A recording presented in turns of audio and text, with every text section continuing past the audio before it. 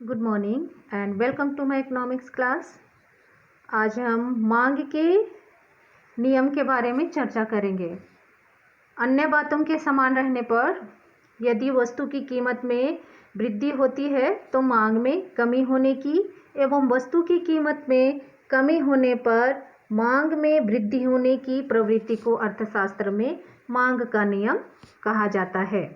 यहाँ पर अन्य बातों के समान रहने पर से तात्पर्य है किसी उपभोक्ता की आय, रुचि, स्वभाव और पसंद आदि में कोई परिवर्तन नहीं होना चाहिए। यदि ये सभी बातें स्थिर हैं तब किसी वस्तु की कीमत में जब वृद्धि होगी तो मांग में कमी होगी, और वस्तु की कीमत में यदि कमी हो रही है तो मांग में वृद्धि होगी। इसी प्रवृत्ति को मांग का नियम कहा जाता है। हम उपभोक्ता अपनी मनोवैज्ञानिक प्रवृत्ति के अनुसार अपने दैनिक जीवन में किसी वस्तु की अधिक कीमत पर मांग हम कम करते हैं और किसी वस्तु की कम कीमत पर अधिक मांग करते हैं। उपभोक्ता की इसी उपभोग की प्रवृत्ति पर मांग का नियम आधारित होता है। और ये जो मांग का नियम है वो कीमत और मांग के बीच संबंध को बतलाता है। क्या संबंध है वो भी समझ लेते हैं। यदि किसी वस्तु की कीमत ऊंची होगी, हमने यहाँ कीमत को ऊंचाई पर रख दिया है, तो मांग क्या होगी? नीचे चली जाएगी, मतलब कि कम मांग होगी। और यदि कीमत कम है, नीची है, तब वस्तु की मांग क्या होगी? ज़्यादा होगी। तो हमने यहाँ देखा कि कम कीमत पर वस्तु की मांग ज़्यादा होगी, अधिक कीमत पर वस्तु की मांग कम होगी। अतः इससे पता चलता है कि मांग और मूल्य के बीच विपरीत संबंध होता है। एक उदाहरण ले लेते हैं। मान लिया मार्केट में प्याज की कीमत 10 रुपये प्रति किलो है, तब कोई उपभोक्ता क्या करेगा? 2 किलो की मांग करेगा। यदि प्याज की कीमत 10 रुपये से घट करके 8 रुपये हो गई है, तब उपभोक्ता ज़्यादा मांग करेगा क्योंकि कीमत गिर गई है, अर्थात 4 केजी की मांग करेगा। फिर 8 रुपये से घट करके 6 रुपये हो गई है, तो उपभोक्ता और भी ज़्यादा मांग करेगा, अर्थात 6 किलो की मांग करेगा। और यदि फिर भी 6 रुपये से और कम हो गई है, 4 रुपये केजी हो गई है प्याज की कीमत, तब उपभोक्ता और भी ज़्यादा उपभोग करेगा, अर्थात 8 किलो का उपभोग करेगा। तो इस तरह से यदि कीमत कम होगी किसी वस्तु की, तो जो उस वस्तु की मांग की मात्रा है वो बढ़ती जाएगी। इसे एक रेखा चित्र के द्वारा भी स्पष्ट किया जा सकता है।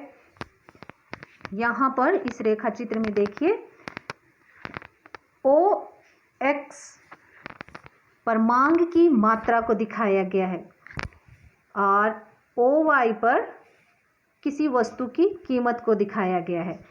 और ये जो D और D है, DD, वो मांग की रेखा है। चित्र से स्पष्ट है, जब किसी वस्तु की कीमत OP है तब उस वस्तु की मांग क्या होगी? OQ होगी। जब कीमत कम हो जाएगी, OP1 हो जाएगी, तब उस वस्तु की मांग क्या होगी? कीमत कम होने से वस्तु की मांग बढ़ेगी, यहाँ पर बढ़ करके OQ1 हो गई। और यदि कीमत बढ़ रही है, O से P2 हो गई, P1 से P2 हो गई, तब क्या होगी? कीमत बढ़ने पर वस्तु की मांग कम होगी, यहाँ वस्तु की मांग क्या हो गई? कम हो गई, OQ2। तो इस तरह से ये जो मांग वक्र बनेगा, वो मांग वक्र इस तरह ऊपर से नीचे, दाएं से बाएं, नीचे की ओर गिरती हुई होगी, अर्थात ऋणात्मक होगी। अब यहाँ एक प्रश्न उठता है कि ये जो मांग वक्र है वो मांग वक्र इस तरह ऋणात्मक ढाल लिए हुए क्यों होती है, या फिर बाएं से दाएं नीचे की ओर गिरती हुई होती है, क्यों? इसके भी कारण हैं। सबसे पहला कारण है सीमांत उपयोगिता ह्रास नियम या फिर घटती सीमांत उपयोगिता ह्रास नियम, इसके बारे में हमने पहले भी जान लिया है। इसे एच गोसेन ने दिया है और इस नियम के अनुसार जैसे जैसे कोई उपभोक्ता किसी वस्तु का उपभोग करता जाता है वैसे वैसे उस वस्तु से मिलने वाली उपयोगिता जो है वो कम होती जाती है, अर्थात सीमांत उपयोगिता जो है वो घटती हुई जाती है। यहाँ पर एक टेबल है, उस पर देखिए एक उपभोक्ता 1 से 4 चॉकलेट की मात्राओं का उपभोग कर रहा है और उसे उपयोगिता जो है, टोटल यूटिलिटी जो है वो 40 की प्राप्त हो रही है पहले चॉकलेट के उपभोग पर। दूसरे चॉकलेट के उपभोग पर उसे 70 यूटिल प्राप्त होती है उपयोगिता, तीसरे पर उसे 90 यूटिल की उपयोगिता प्राप्त होती है और चौथे पर उसे 100 यूटिल प्राप्त होती है टोटल यूटिलिटी।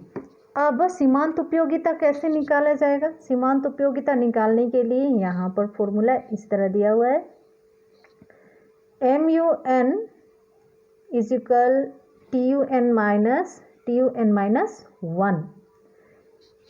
अब मान लिया के बाद हमें पहले चॉकलेट की मार्जिनल यूटिलिटी निकालना है, तब क्या किया जाएगा?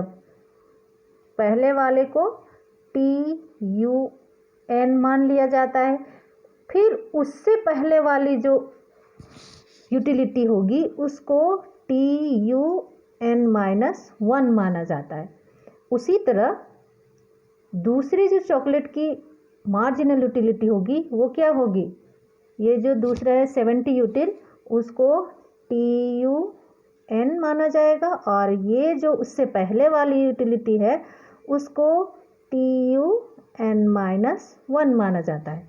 अब हमें सीमांत उपयोगिता निकालना है। पहले वाले की सीमांत उपयोगिता सेम होगी, दूसरे वाले की सीमांत उपयोगिता क्या होगी? 70 से 40 माइनस करने पर 30 होगा, तीसरे में 90 से 70 माइनस करने पर 20 होगा और चौथे में 100 से 90 माइनस करने पर 10 होगा। यहाँ हमें पता चल रहा है कि जैसे जैसे चॉकलेट की एक अधिक इकाइयों का उपभोग किया जा रहा है वैसे वैसे ये जो सीमांत उपयोगिता है वो घटती हुई जा रही है। अर्थात यदि कोई उपभोक्ता अधिक वस्तुओं की मांग करता है,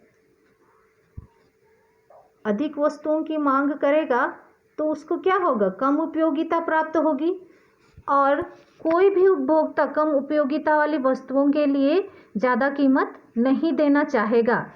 एक उपभोक्ता हमेशा अधिक उपयोगिता वाली वस्तुओं का उपभोग करना चाहता है और अधिक वस्तु की मांग करता है तो उसे कम उपयोगिता प्राप्त होती है और कम उपयोगिता के लिए वो कम कीमत देना चाहेगा। यहाँ पर कीमत और मांग में एक संबंध उत्पन्न हो जाता है, अर्थात विपरीत संबंध हो जाता है और कीमत और मांग के इस विपरीत संबंध के कारण ही ये जो मांग वक्र है उसका ढाल जो है वो ऋणात्मक हो जाता है इस तरह, या फिर बाएं से दाएं नीचे की ओर गिरने लगता है। अब हम सेकंड जाएंगे, आय प्रभाव। वस्तु की कीमत में कमी होने पर उपभोक्ता की वास्तविक आय या फिर जो क्रय शक्ति है वो क्या होने लगती है? वृद्धि होने लगती है क्रय शक्ति में। मान लिया कि बात आय वही है लेकिन उपभोक्ता की क्रय शक्ति अर्थात जो खरीदने की जो क्षमता है वह प्रभावित होती है। जैसे मान लिया आपके पास आपकी आय जो है वो 500 रुपये है, 500 रुपये पर पहले आप जितनी वस्तु खरीदते थे, यदि वस्तु की कीमत में कमी हो गई है तो पहले जितनी वस्तु खरीदते थे उससे कहीं ज़्यादा आप वस्तुएं खरीद सकते हैं। यहाँ पर आपकी जो खरीदने की जो शक्ति है वो बढ़ रही है, आपकी इनकम वही है, बस आपकी खरीदने की क्षमता बढ़ रही है क्योंकि वस्तु की कीमत में कमी हुई है। और जब वस्तु की कीमत में कमी होगी तो आप अधिक वस्तुओं को खरीदेंगे और यदि वस्तु की कीमत में वृद्धि होगी, वस्तु की कीमत में वृद्धि हो रही है, तब क्या होता है, आप पहले से कम वस्तु खरीदेंगे, क्योंकि वस्तु की कीमत में वृद्धि हो रही है। कीमत, आपकी आय वही है, 500 रुपये है, लेकिन कीमत में वृद्धि होने के कारण आप वस्तु कम खरीदेंगे। तो इस तरह यहाँ पर कीमत और मांग में विपरीत संबंध होता है, और यही विपरीत संबंध होता है मांग वक्र के ऋणात्मक होने का आय प्रभाव के कारण। तीसरा है प्रतिस्थापन प्रभाव। वस्तु की कीमत एवं मांग के विपरीत संबंध के कारण प्रतिस्थापन प्रभाव भी है।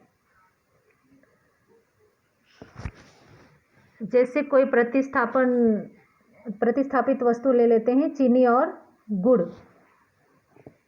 यदि चीनी की कीमत में कमी हो गई, चीनी की कीमत हम लोग कम कर देंगे, तब क्या होगा, अनेक उपभोक्ता गुड़ का उपभोग छोड़ करके चीनी का उपभोग करेंगे, अर्थात गुड़ से चीनी पर प्रतिस्थापित हो जाएंगे। अर्थात क्या करेंगे, गुड़ को छोड़ करके चीनी पर आ जाएंगे, क्योंकि चीनी की कीमत कम हो गई है, जिस कारण से चीनी की मांग में क्या होगी, वृद्धि होगी, लोग ज़्यादा मांग करेंगे, और इसी प्रतिस्थापन प्रभाव के कारण वस्तु की कीमत कम होने पर उसकी मांग बढ़ती है, और कीमत बढ़ने पर जो मांग है वो घटती है, जिस कारण मांग वक्र जो है वो ऋणात्मक होगा। नेक्स्ट हम देखेंगे क्रेताओं की संख्या में परिवर्तन। जब किसी वस्तु की कीमत कम हो जाती है, तब कई दूसरे उपभोक्ता जो पहले वस्तु को नहीं खरीद रहे थे उसे खरीदने लगेंगे, जिससे वस्तु की मांग क्या हो जाएगी, बढ़ जाएगी। इसके विपरीत जब किसी वस्तु की कीमत में वृद्धि होती है, तब अनेक उपभोक्ता अपनी सीमित आय के कारण उस वस्तु का उपभोग क्या कर देंगे, बंद कर देंगे, जिस कारण वस्तु की मांग घट जाएगी। यहाँ पर भी मांग और कीमत में विपरीत संबंध दिखाई पड़ता है, जिस कारण मांग वक्र नीचे की ओर गिरेगी। अब नेक्स्ट जो है वो है वस्तु के विभिन्न प्रयोग।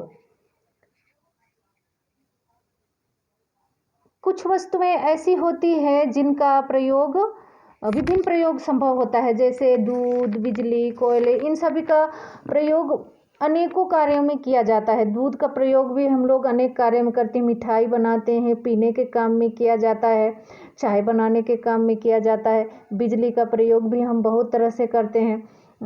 तो इन सभी का प्रयोग के कारण मांग जो है वो बढ़ जाती है। बहुत सारे, एक वस्तु का बहुत सारा उपयोग होने के कारण इनकी मांग जो है वो बढ़ती है, और यदि कीमत में कमी होगी तो इन वस्तुओं की मांग बढ़ेगी। यदि ये जो विभिन्न प्रयोग वाले वस्तुएं हैं उनकी कीमत में यदि कमी होगी तो इन वस्तुओं की मांग क्या होगी, बढ़ेगी, क्योंकि इनका उपयोग विभिन्न कार्यों में किया जाने लगता है। और भी सारे कार्य होंगे, बहुत सारे, दूध को पीने के उपयोग के अलावा और भी बहुत सारे मिठाई बनाने, और भी चाय बनाने, पनीर बनाने, दही बनाने आदि के उपयोग में लाया जाएगा। लेकिन कीमत में यदि वृद्धि होती है तो उस वस्तु को केवल जरूरी कार्यों के लिए ही उपयोग किया जाएगा, जिससे मांग क्या हो जाएगी, कम हो जाएगी, और मांग और कीमत में विपरीत संबंध उत्पन्न हो जाते हैं। और इसी कारण ये जो मांग वक्र है उसका ढाल ऋणात्मक हो जाता है। तो ये थे मांग वक्र के ऋणात्मक होने के कारण। Thank you.